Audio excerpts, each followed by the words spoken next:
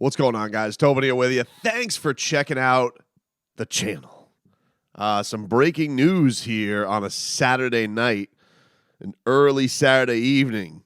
The Miami Dolphins have hired their defensive coordinator. They are going with Anthony Weaver.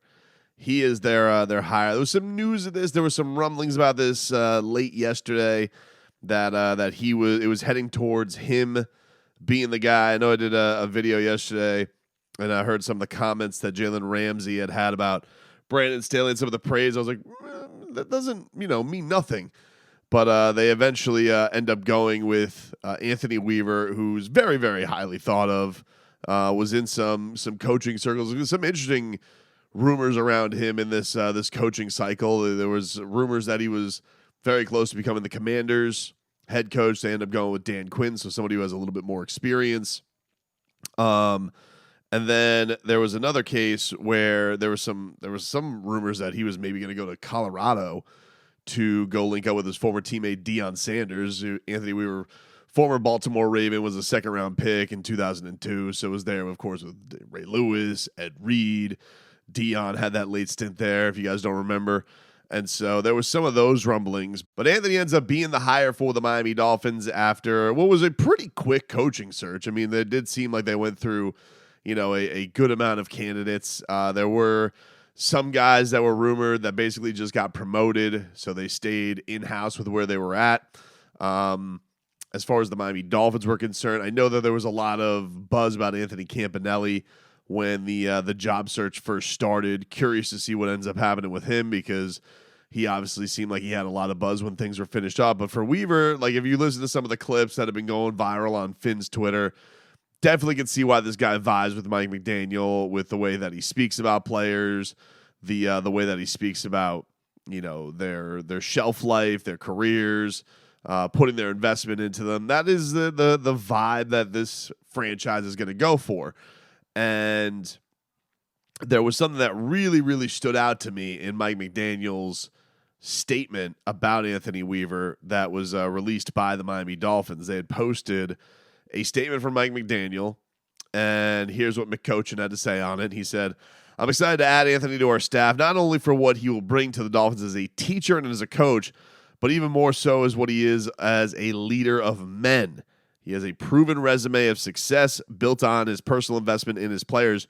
Most importantly," this is the thing that stood out to me, Mike McDaniel says, "most importantly, he shares our belief that player development is the cornerstone to both team building and sustained excellence.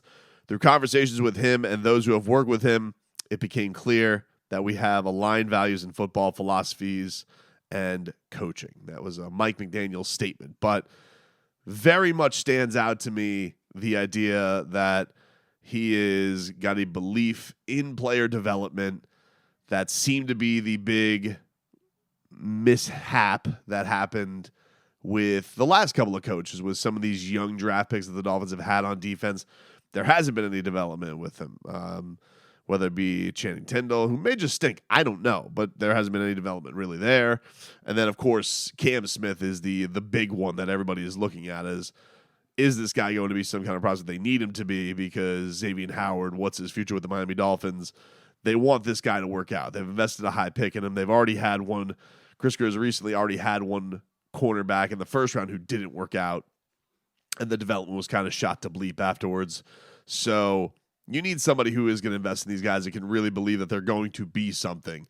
So very, very interesting. As a defensive line guy, though, I am curious what this is going to mean for Coach Weaver as far as what the defensive line is going to look like, because obviously there is a big question surrounding the offseason in regards to Christian Wilkins and whether or not he is going to be back, and whether they're going to pay him, and whether they're going to have that as the cornerstone guy. Because look, the Dolphins defensive front, with Zach Sealer and Christian Wilkins, I mean, that tandem together, very, very special.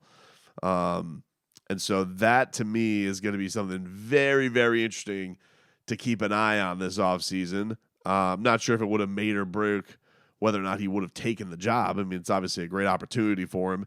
His second defensive coordinator position, by the way, He was defensive coordinator with the Houston Texans, but that was kind of a cluster bleep year. That was a year where Bill O'Brien was fired after like 4 weeks.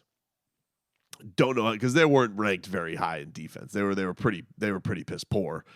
But obviously that roster had a lot to be desired and kind of became a clown show by the end of things. So I'm not holding too much of that against them. The Ravens have obviously, had a great year. When you have a great year, your coaches are going to get poached. Mike McDaniel, he ends up becoming the head coach of the Seattle Seahawks. Weaver does not get the gig in-house, but which may send up a red flag to some people, but they ended up going with Zach Orr, who was their linebacker coach. But there was some cool things that Harbaugh said about this. I'm reading this in the Miami Herald, where he says he'll be a great head coach, didn't get hired in this cycle, and the great coaches got hired. But someday, people are going to go look back and say, man, we had the chance to hire Anthony Weaver. I guarantee you that. They're going to see that they missed their chance. Next time around, somebody's not going to miss their chance. So there's a thought that, this guy could really be knocking on the door. Obviously, he was in a system in Baltimore that had a hot shot in Mike McDaniel, who had been with the organization, went to Michigan, came back. He's, kind of the new boy wonder who is out and about. But, this is not to say that Coach Weaver can't do the job. But the thing that really stood out to me, and that Mike McDaniel made a big point of with the player development, it was twofold. One, it kind of shows you what the issue is and what they had going there with Vic Fangio. Whether or not you want to, he wants to put it on work ethic. I think this is a coach who believes you could get in touch with any player, that you can find the ways to poke, prod, find what gets a certain player going. And so I think the feeling was probably just with Fangs, throw your hands up.